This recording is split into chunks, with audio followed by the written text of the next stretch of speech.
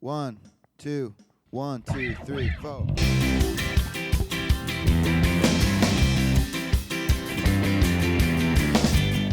Hi, everybody. It's Sam Jacobs. This is the Sales Hacker Podcast. And today on the show, we've got Alyssa Merwin. Alyssa is the Vice President of Sales Solutions for LinkedIn North America. This means that she runs Sales Navigator, because that's part of a sales solution. She's one of the most important people selling sales engagement and sales software in the world because she runs perhaps one of the most important tools, but she's also an incredible leader, an incredible manager, an inspiring person. So we're super happy. This is her second time on the pod, and it was just as good because she's an incredibly insightful, intelligent, articulate, awesome leader. So we're excited to have Alyssa, and you're going to learn a lot from this conversation. You're going to learn a lot about managing people through a crisis, because that's what the pandemic is. It's a crisis. It's a perpetual, slow drag crisis that seems to drag on forever, but it is a crisis, and you have to change, and you have to evolve, and Alyssa tells us how to do that. So it's a great episode.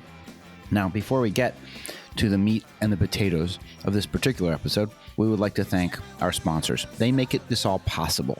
They make everything you're doing in your life possible, these two companies. So we thank them. The first is Sapper Consulting. Sales enablement is easy.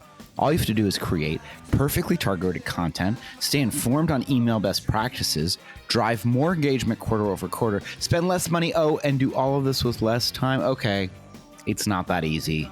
But Sapper Consulting has built Reggie to keep the promise of sales enablement and keep your team doing what they do best, which is winning. Reggie, with 1G, uses artificial intelligence to create entire outbound, inbound, even follow-up sales campaigns faster using over 1 billion rows of performance data. Listen, the other guys have got 100 million rows. They don't got a billion rows. These folks got a billion rows, using over 1 billion rows of performance data across 75 industries, more than 75 even. Maybe 76, could be 80 industries. It's a lot.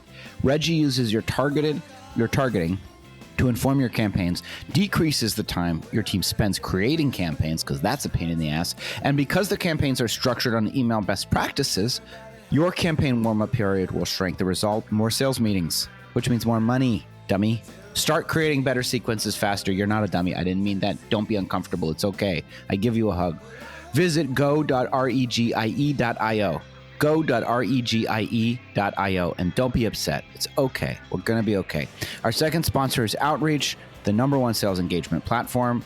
Outreach revolutionizes customer engagement by moving away from siloed conversations to a streamlined and customer-centric journey. Honestly, if this makes sense to you, mazel tov to you. This is some complicated language. Here's the point. Outreach makes reaching out to people a lot easier. You can send lots and lots of emails, and it all feels like it's personally directed at that person that you sent it to, and it's useful, and it keeps you from making stupid decisions over your email and pressing send and offending a ton of people. Outreach is great. They're the #1 sales engagement platform. Check them out at www.outreach.io. Without further ado, let us listen to my conversation with Alyssa Merwin. Hey everybody, it's Sam Jacobs. Welcome to the Sales Hacker Podcast. Today we've got back on the show one of the best people we've had on the pod, Vice President of Sales Solutions for North America, Alyssa Merwin for LinkedIn.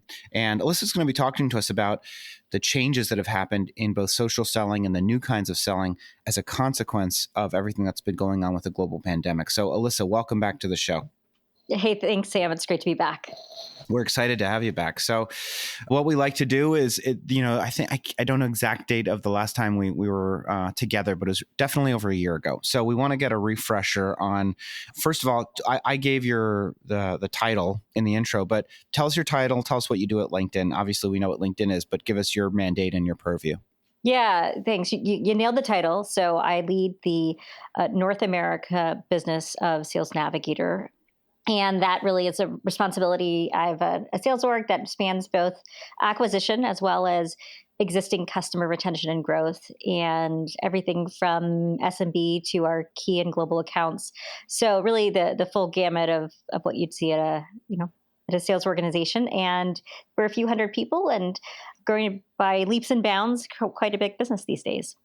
Yeah, it feels let me just ask you one quick question. I mean, it feels like it must be I would imagine that your business unit is one of those business units that has probably in some ways reacted positively even to the global pandemic. Are you seeing some green shoots and some growth even through everything that's been going on around the world? Well, it's been an interesting journey. So, like probably every business at the beginning, when we were all just trying to figure out, which way was up and what was the world going to look like, we've kind of put sales on pause and really said, everyone needs to become customer success right now and make sure that our existing customers are getting value and we're helping them. And let's not worry about, closing deals and acquiring new logos. This is about doubling down on the customers we have. And then as we started to learn more and we started to realize that some of our customers were getting really hard hit with the pandemic, others were in sort of this frozen mode, and then a third category were really in growth mode.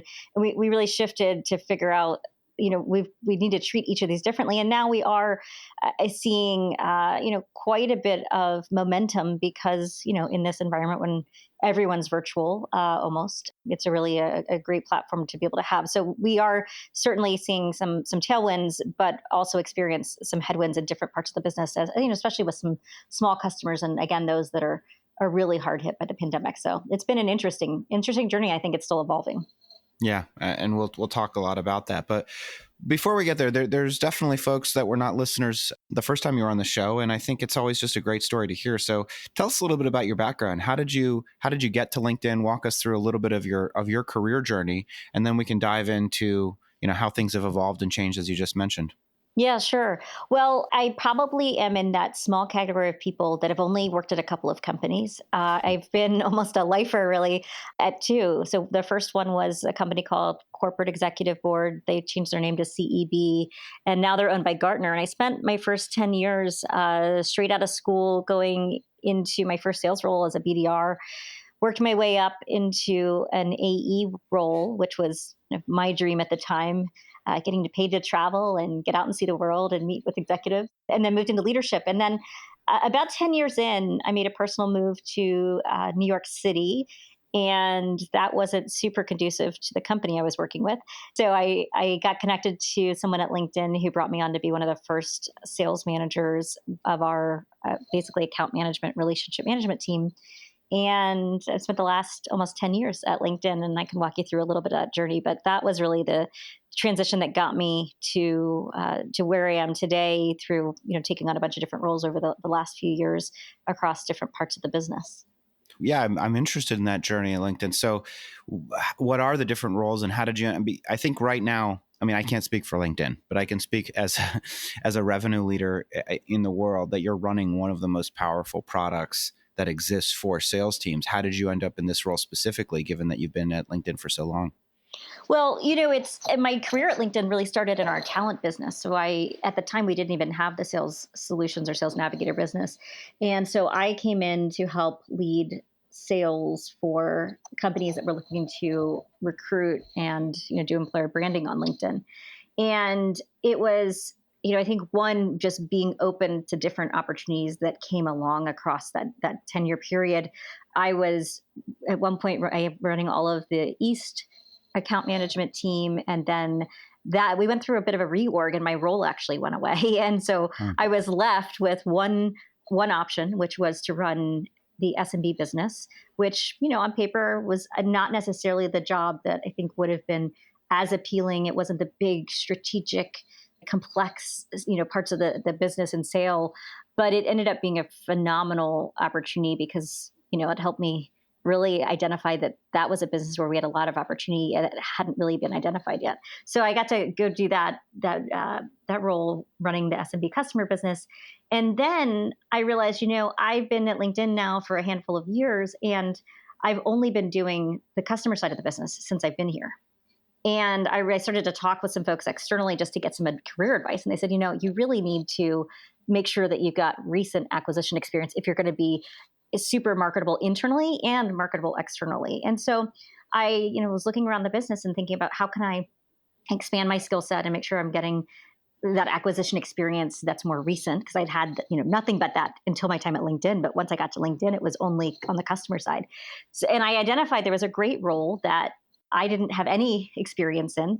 but I felt like, it was something that would really round out my experience and skills. And, I could bet with myself to figure out the business part. And so I went to my boss and I said, I'd really like to take a stab at running this business. And, he had said to me, I don't know that this is the right job for you because you don't have the experience and you don't have the passion for this part of the business because you've never done it. And I said, I think what you need for this role is a great business leader, a great sales leader. I'll figure it out. And I absolutely will become passionate about it once I dig in. And so we agreed and I got to take on that role. And that was really what teed me up for coming into the Sales Navigator business because it was actually really complementary in terms of the skill set, even though the product and the buyers were radically different. Wow. Well, that's a fantastic journey. Let's talk a little bit about how selling has evolved, given that you have such a unique perspective. So first of all, your day must look different than it did last year at the same time. What do you think's changed, and what maybe surprisingly has stayed the same from where you were doing a year ago?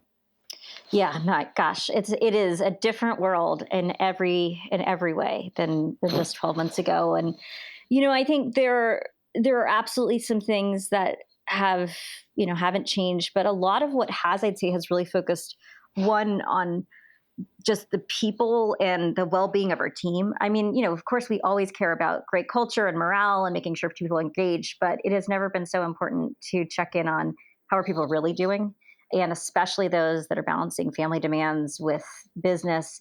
And so I'd say that I would probably spend more time than I've ever spent just making sure that before we get into, how's the business going? Are we on track? That we're really, diagnosing and understanding, are you in a place that you can even have that conversation? So that's one really big change. And, I think there are elements of that that are probably really good and we should continue to do even once we're through this pandemic. But that's something that I probably wouldn't have expected to spend as much time on as we've needed to and has, I think been required over the last few months. Some of the other things that, have changed because we're now all virtual and remote, the hallway conversations and just the connection time it's so hard to get that. And so making myself much more available. So I've been doing office hours with anyone in the organization that wants to dial in. That's been such a great way to just connect and get feedback and, share information in both directions. So that's new. And I'd say probably something that I would adopt as at least for myself, a best practice that, gosh, I wish I had figured that out years ago. And we'll want to keep doing even once we're through all this and maybe even back in the office.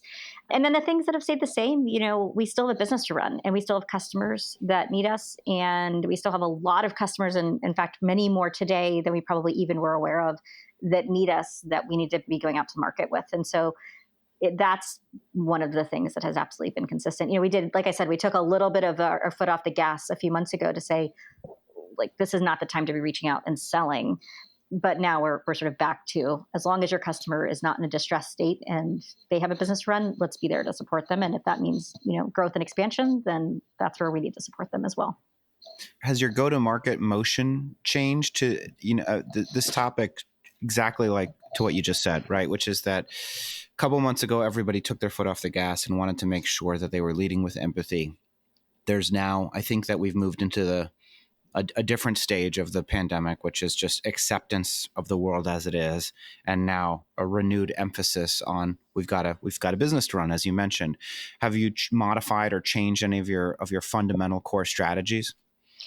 Well, we are seeing that in a similar way that we said we need to double down on existing customers, we're starting to see that shift in the market as well. I mean, you and I have been in this, in sales for our entire careers. And, usually acquisition is the primary thing that companies are going to focus on.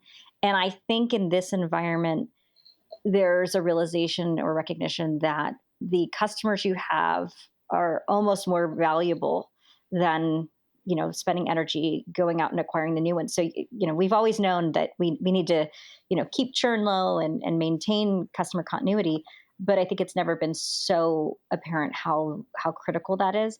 And for us, what that's meant is that we need to help our customers think about us differently, because I think historically we've been viewed as a solution that really is all about business development and customer acquisition, but we really play a huge role as well with customer success teams, relationship management, and account management teams, and can provide just as much value. So we've had to help with new messaging, educating the market differently. And so that has changed our go-to-market. Everything from collateral to changing preconceived notions about, who we are and what we do. So that's been one big shift, outside of all of the other dynamics, like, doing everything through, video conferences and, virtual meetings.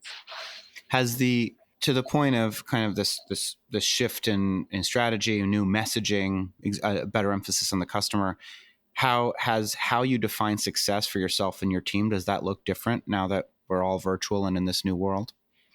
Well, we did, I think there's just a recognition that there's so much uncertainty with everything going on that I don't know how much you can use the old methods of measurement, or at least for, when we were early in this pandemic, using the old methods of measurement were really the right ways to measure success.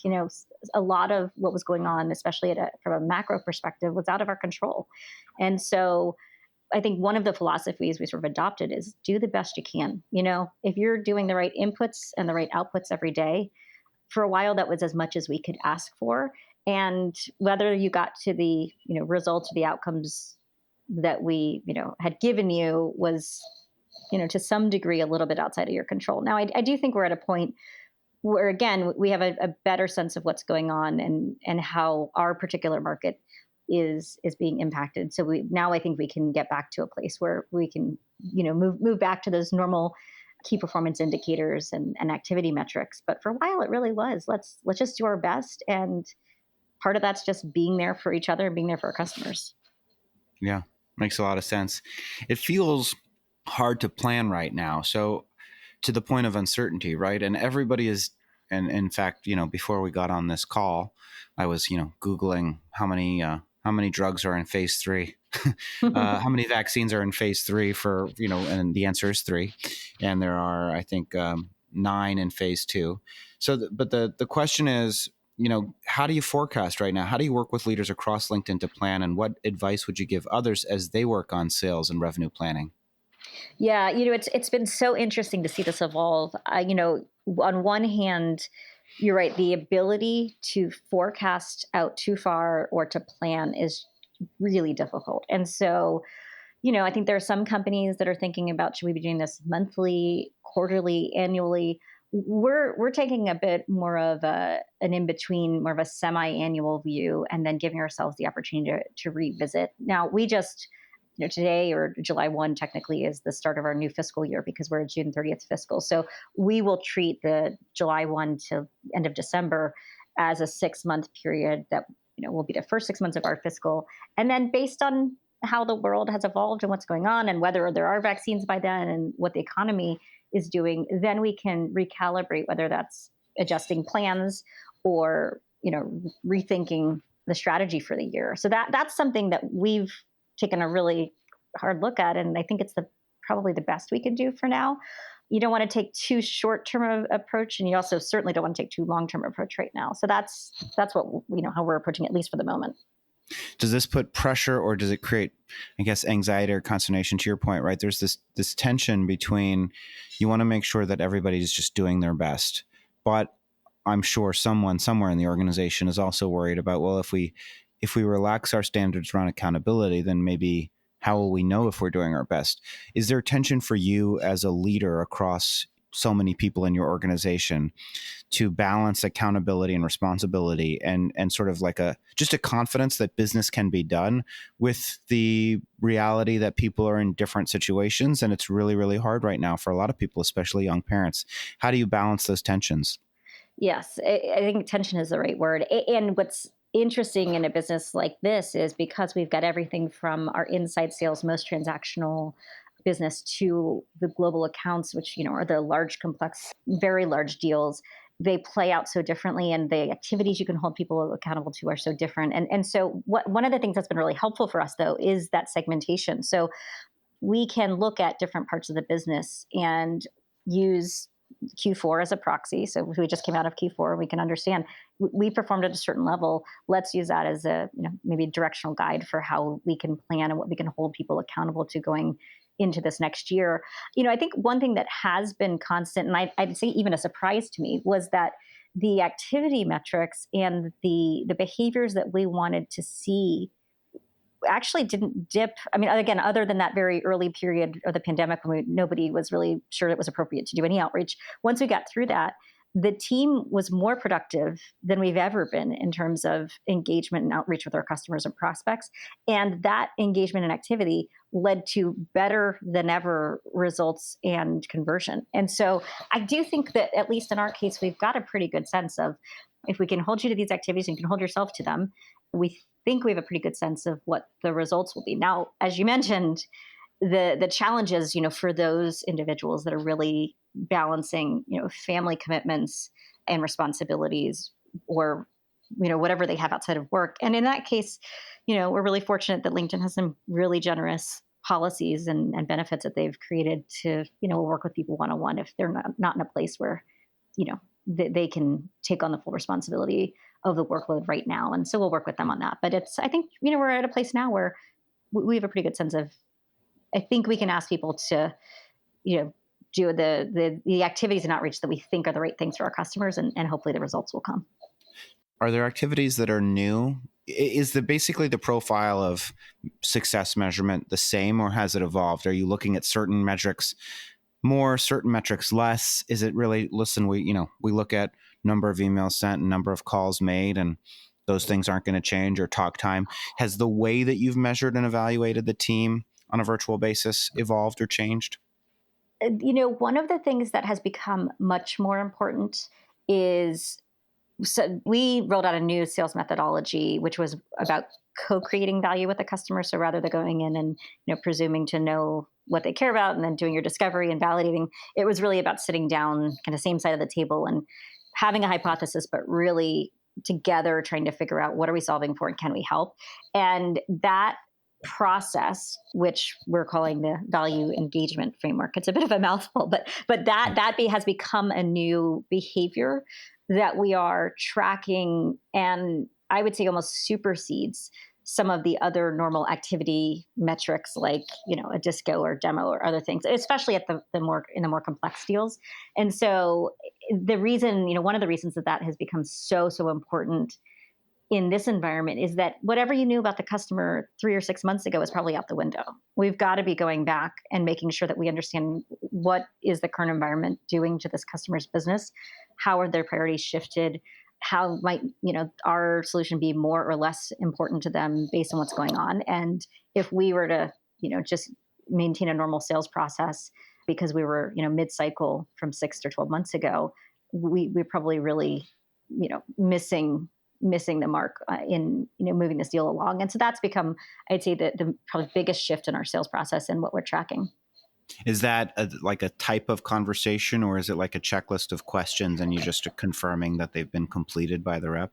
It's a little bit of, if it's done well, it's a conversation, but it is a specific framework that the reps can use to guide the conversation and making sure that they're asking the right questions. And that ends up being a document, if you will, that they can put into the CRM. And that's one of the ways that we can track it.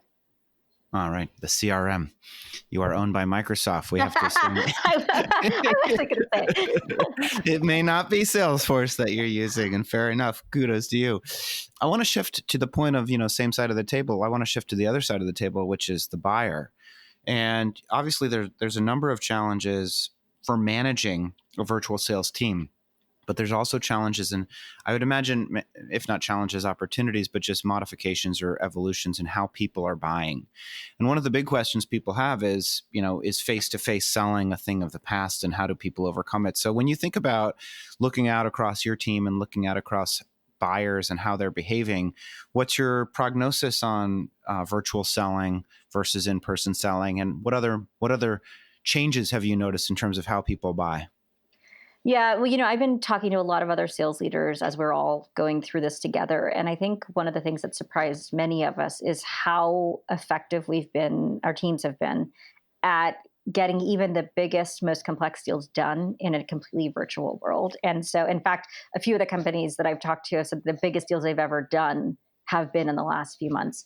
And we're seeing some of the same things happen in our world. And, I think there are a couple of dynamics playing out. Number one is, we know from the research that customers are doing so much more of their due diligence well before any salesperson walks in the door. So they're already, far down the buying path, whether that's, an in-person or video conference or phone call with a rep.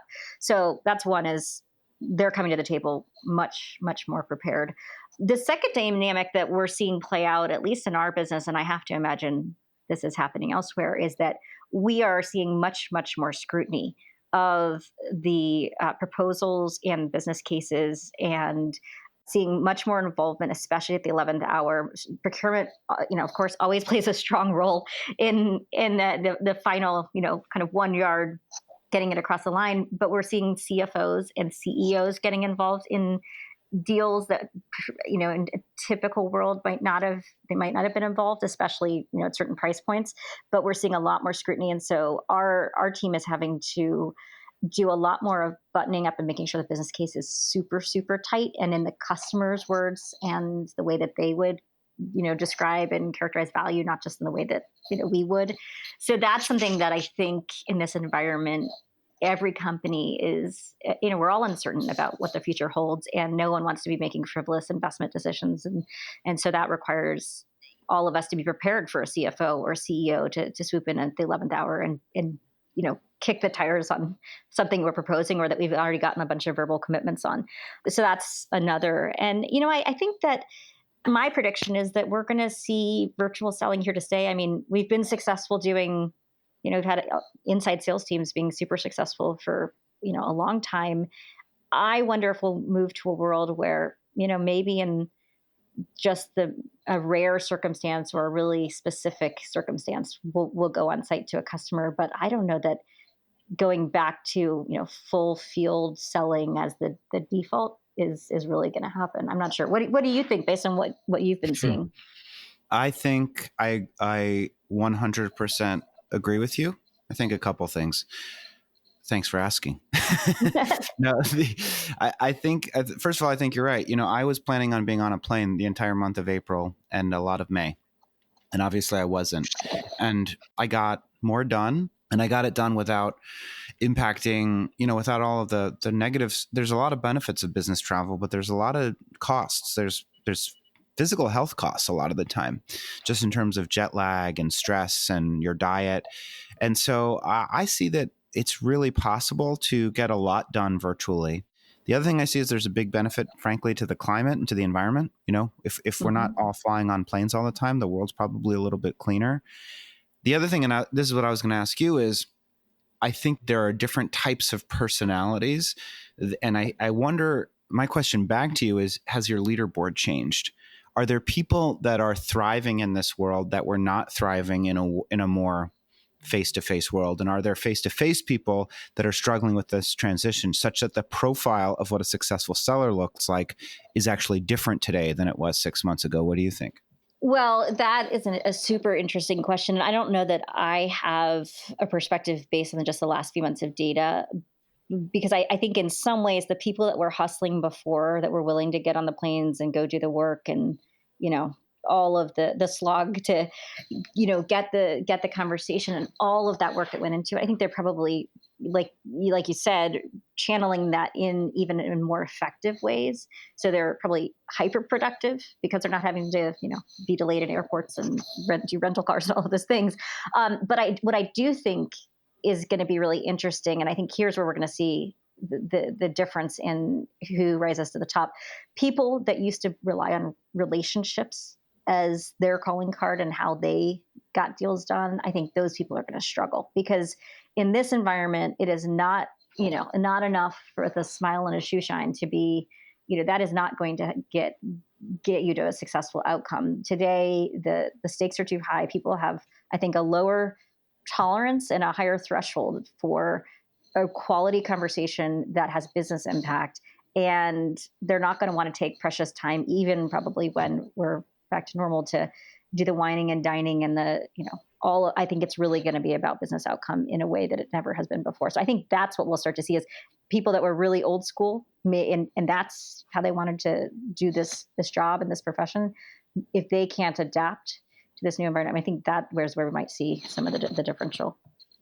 And when you think about adaptation, I guess maybe the answer is just to focus on business outcomes and ROI. But given that virtual selling isn't going anywhere, what is the most important thing you think people should remember when moving from face to face to virtual?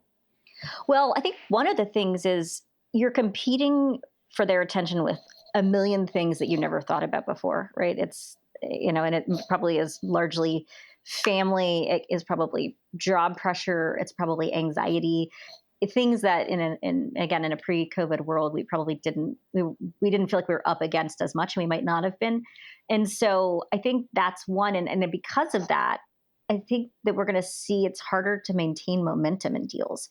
You do your video conference or your disco, your demo with a customer prospect, and you're going to really need mutual accountability and commitment to move a deal forward, probably in a way that you didn't before, because it's easy enough, I think, to hide behind your computer and not engage with a salesperson if it wasn't a great experience, or it's not something that you need. And so I think this idea of we're going to have to figure out how to keep the momentum in deals I think it's going to be harder than it's been. Interesting. Well, we're almost at the time, at the end of our time together, Alyssa. But in this last bit, you've had such an incredible career. We look at average tenure in kind of high growth companies, and you're trumping that in spades. And your 10-year runs both at CEB and now at LinkedIn. When you think about sort of like giving advice to some of the people that are earlier in their career, what advice do you have? And when I guess specifically, there's probably some pivotal career moments that you think helped land you in your current role. What were they, and how did you handle them that you think was beneficial? And share those lessons with the audience.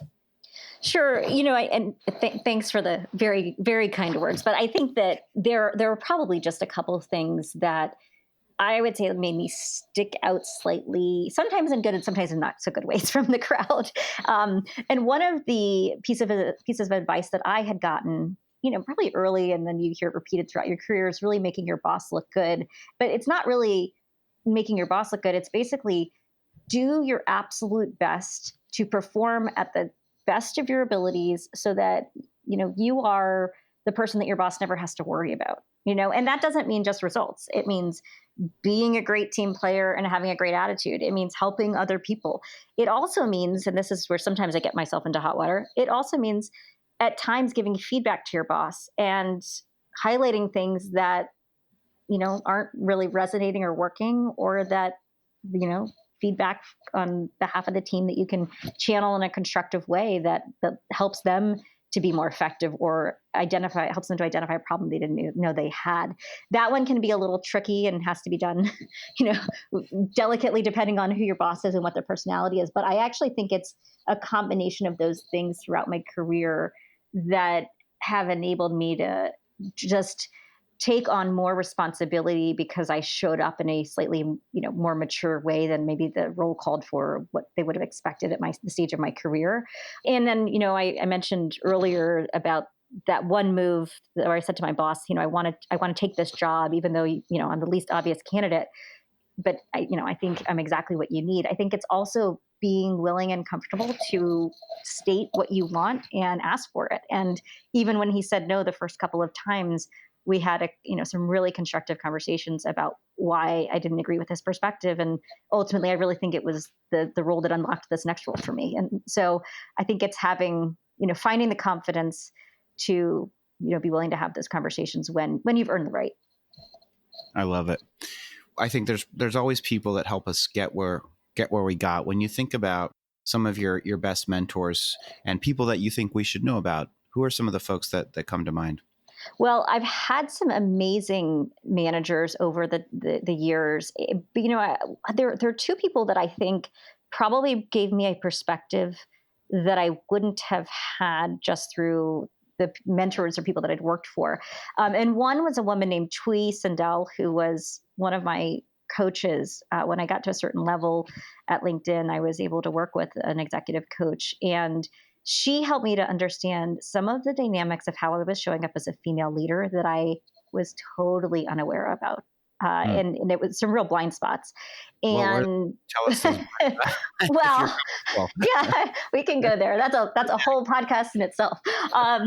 But one of the things that I was not really aware of is that, women are in this sort of double bind position of when you're strong, you're seen as the bitch, and when you're weak or you're soft, you're seen as weak. And I I can just, I have quite a bit of range, and sometimes I'm really tough, and sometimes I can be really, empathetic and on the softer side. And but understanding that in the workplace, that is such a hard line for a female leader, especially who's in a leadership position with authority, to walk, and how how people interpret feedback from a female manager is wildly different than how they interpret it from a male manager. So things like that I had to take a look in the mirror and say, gosh, how am I showing up in each of these situations? And, there's probably truth both in people's perception, but also there's a misperception about some of this. And so how do I think about, how I want to be perceived and how I can still be authentic?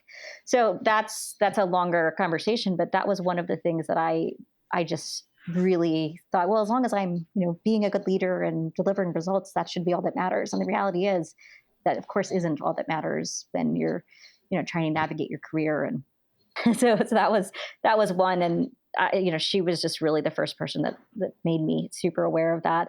And then the second, I have had an opportunity to work with another coach named Andy Kelly, and we've done just some incredible work together on leadership development. And he's another one that's just held a mirror up and helped me understand all of the growth that I needed to go through to continue to, be the kind of leader that I wanted to be, and how there were lots of blind spots that even after my work with TWE, I continued to recognize and need to do work on. So it's been a journey of learning. And, one of the things that I'll share, because not all of the listeners on this podcast may be in a position where their company will pay for a coach, but I've got a couple of people on my team, even individual contributors, who have said, I'm going to invest in my own development. And so they've gone out and hired a coach. And I just think that is one of the most admirable things that you can do, and probably one of the best investments you can make at any time in your career. If, you're at a place where you feel stuck, where you feel like you could use an external perspective, great if your company pays for it. But if not, there are some really great resources out there to be able to do it at any level of affordability. So that's something that I, can't recommend enough to people, because I certainly wouldn't be where I am today without their guidance. I love it and wholeheartedly agree. And I work with a number of different coaches for different things. So I completely agree with you. Alyssa, if folks are listening and they're inspired, they hear that LinkedIn Sales Navigator is growing, Sales Solutions, are you open to people reaching out to you? And if so, what's your preferred method of communication? Yes, listen, we're always looking for great talent, and it's just great to be connected to good people. So, LinkedIn is the best way. Feel free to send me an email, reach out, and love to connect. Awesome. Alyssa, thanks so much for being on the show again. And we're going to talk to you on Friday for Friday Fundamentals, but thanks for joining us. Thank you. So great to reconnect.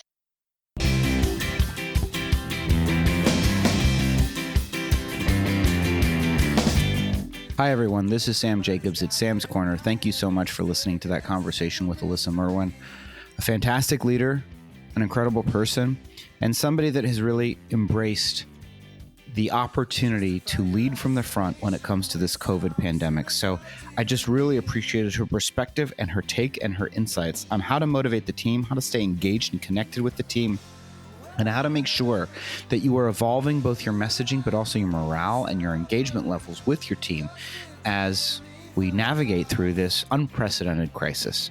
So I thought it was a great conversation. Before we go, I would like to thank our sponsors. Now, the first sponsor is Sapper Consulting, and they have created something that is just absolutely incredible. It's this platform called Reggie, but it's REGIE. Revenue teams use Reggie to easily and effortlessly optimize on the promise of sales engagement campaigns. So this is where you need to type into your URL if you're on your browser. go.regie.io. go.regie.io. That's where you're supposed to go. So I hope you go there. If you do, we can continue to have the Sales Hacker podcast. If you don't, we will all be eating porridge like Oliver Twist. So it's up to you what I will be eating in the future. But if you'd like me to eat a regular 4-course meal every day, then go to go.reggie.io, but Reggie with one G. Second sponsor is Outreach, the #1 sales engagement platform. Check them out at www.outreach.io. If you want to reach me, you can. You can email me, sam@revenuecollective.com, linkedin.com/Sam F. Jacobs. Otherwise, I will talk to you next time.